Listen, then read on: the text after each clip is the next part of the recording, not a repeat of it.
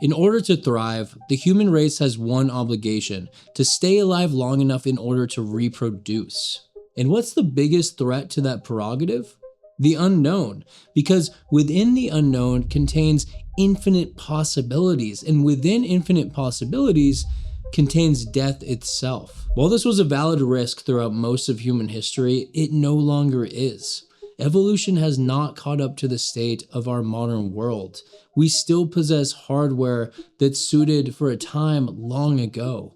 Your mind still encodes failure with the DNA of the unknown. In other words, embarking on anything worth failing at still contains unknown territory. And if it didn't, then there wouldn't be anything to worry about.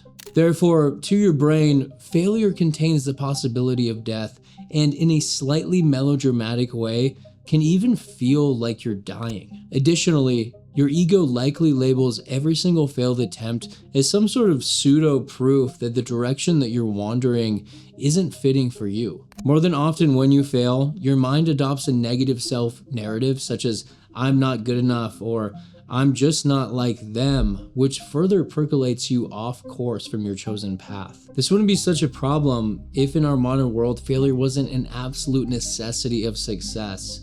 If you want to achieve anything worthwhile, you must learn how to rewire your brain's relationship with failure.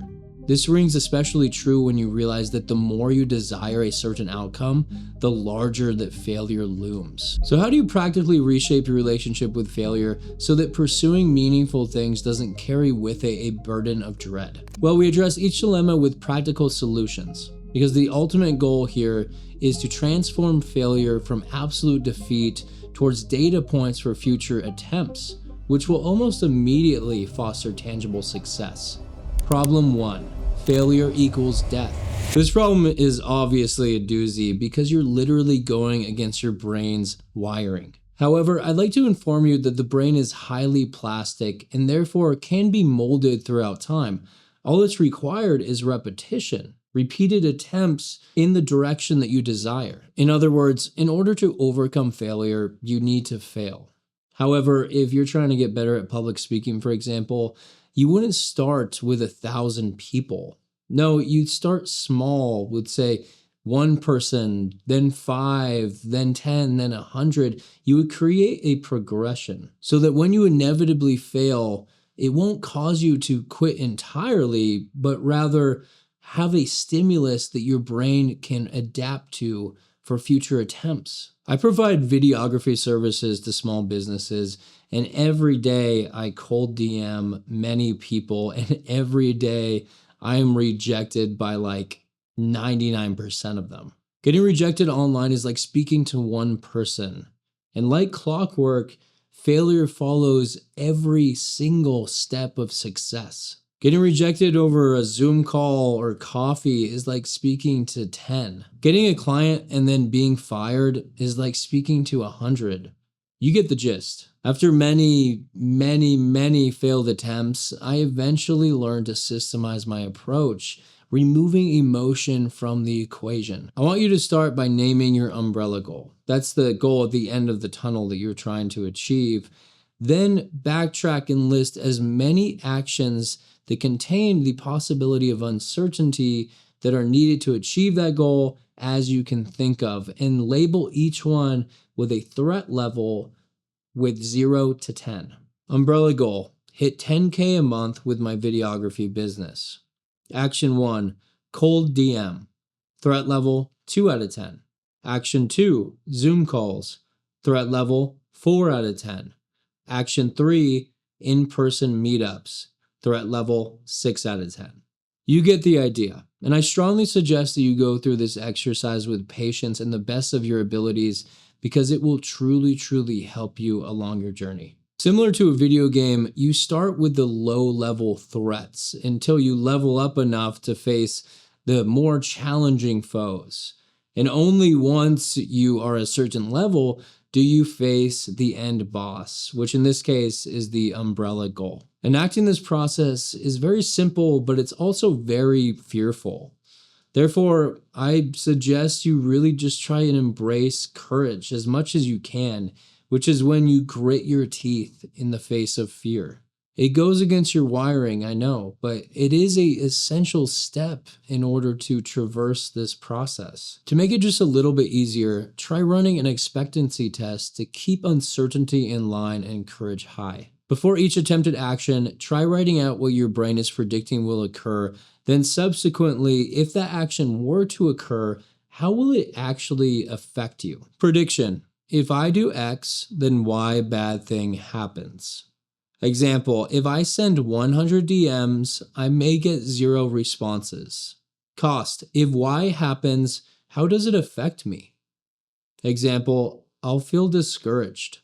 In the vast majority of circumstances, after really thinking things through, you'll realize that the downstream effects are actually not that bad. This will subtly put things into perspective and slowly transform your relationship with failure. Lastly, after you complete an action, I want you to solidify what you learned by answering these 3 questions. 1. What did my brain predict? Example: that I'd feel discouraged. 2. What actually happened? Example: I felt proud of myself for putting in the work. 3. What's my updated prediction moving forward? Example: that working towards my goals makes me feel proud of myself. By answering these 3 questions after each action, you are further reinforcing the rewiring of your brain. Problem 2. Failure equals negative proof. Now, we've established that failure is a necessity of success, but I would actually like to take it a step further and state that failure is a necessity of life. If after each failure you hear a little voice in the back of your head saying, I'll never be good enough, then do you really expect to keep trying again and again and again after each failed attempt? It's pretty unlikely. And even if somehow you do, you'd be inflicting deep, deep pain upon your subconscious. The good news is that these thoughts are just beliefs, a mindset, and it's just one mindset of many. And mindsets are just settings in your brain that can be switched off, or better yet, changed entirely. In other words, the lens through which you perceive reality is simply habitual, and like any habit, can be changed. So how do we reprogram negative habits? Well, we replace them with positive ones. Moving forward, every time that negative self-loathing voice appears, I want you to 1. Take 3 deep breaths to relax your nervous system. 4 seconds in, 8 seconds out.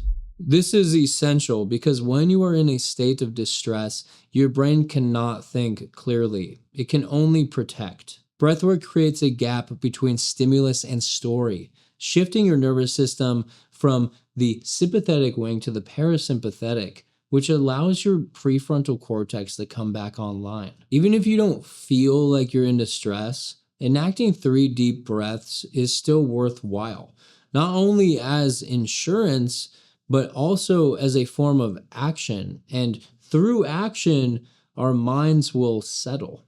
2. Hear the voice, think it, and rather than reacting with hatred, listen with compassion. Realize that this voice is only trying to help you. Our brains are just meant to protect us, and therefore there is no part within you that has malicious intent. It simply just doesn't realize that there are better ways to keep you safe. When you react with hatred, shame, or any other negative emotion, you're demonizing that voice, erupting a host of negative tendencies. Long-term destruction like this may bleed into other areas of life, further perpetuating the narrative of self-destruction. 3. Deliberately challenge its reasoning, then reframe the statement. Example: rewrite "I'm not good enough" into "that strategy didn't work under those conditions. Now I have data for next time."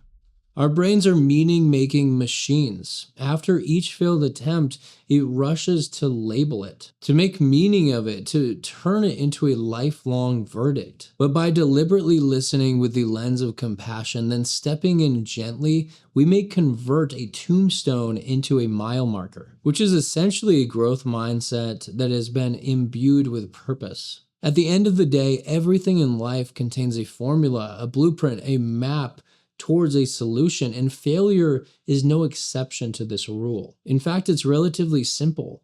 Get better at failing by failing repeatedly in a strategic manner and improve your mindset along the way. I highly suggest that you heed my advice for today. And I don't think that I'm elaborating when I say that I believe that failure is the number one skill that you can learn in this life to achieve anything or do anything. It'll make every single decision afterwards that much easier, and it'll make the road that you're embarking on feel more concrete and easier to traverse. Thank you guys so much for watching. If you have any questions, comments, concerns, please leave them below, and please like, subscribe, and ring the bell. It does really help support me. Thank you.